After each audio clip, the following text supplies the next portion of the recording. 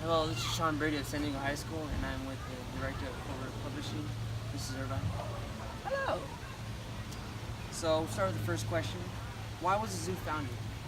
Let me tell you a story about the founding of the zoo, and it all started with the Panama Canal, which opened in August of 1914, and at the time it was one of the greatest engineering feats in the world to be accomplished, and of course we know that it connected the Atlantic and Pacific Oceans.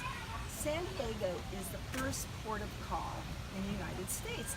So to put this sleepy little town of 40,000 people on the map, San Diego decided to have a World's Fair celebrating the opening of the Panama Canal. So it was the Panama, California World Exposition. Part of the exposition included animal exhibits throughout Balboa Park, which was the site of the World's Fair. And there were some caged animals along Park Boulevard. And at the end of the exposition, nobody knew what to do with these animals. You know, where do we send them? What's going to happen to them? So there was a local physician named Dr. Harry Wegeforth who had grown up loving animals his entire life. And in the fall of 1916, he was driving down Park Boulevard, down Laurel, and he heard the roar of a lion. And the roar inspired him to say to his brother, wouldn't it be splendid if San Diego had a zoo? You know, I think I'll start one. And with that, the Zoological Society of San Diego was founded on October 2nd, 1916, and the San Diego Zoo was born.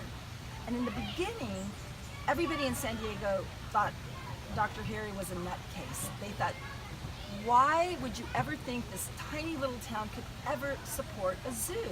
But he was very, very determined, and he really believed in the zoo. And by the early 1920s, what had become a source of amusement and jokes among the people of San Diego became a source of pride for the city.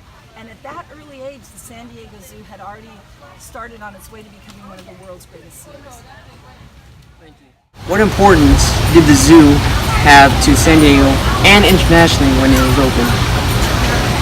Well, at first, the local people thought the zoo was a joke, but when our founder started bringing in more and more animal species, including koalas for the first time ever outside of Australia, the community realized what a treasure the zoo is, and it started to draw people from around the world to visit the zoo. So we really increased tourism and brought, the San Diego Zoo, or we really brought San Diego City's name before the zoo.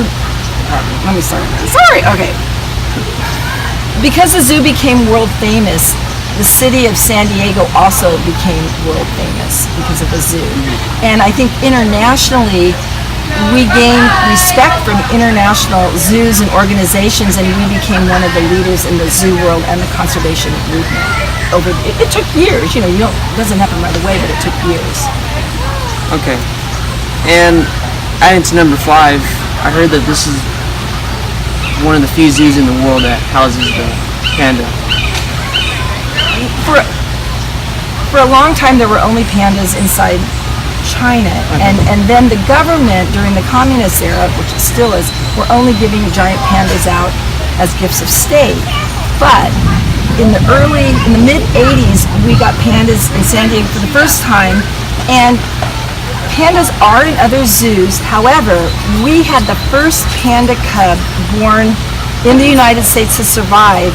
It was Hua Mei, and that was in 1999. And we partnered with China on panda conservation efforts.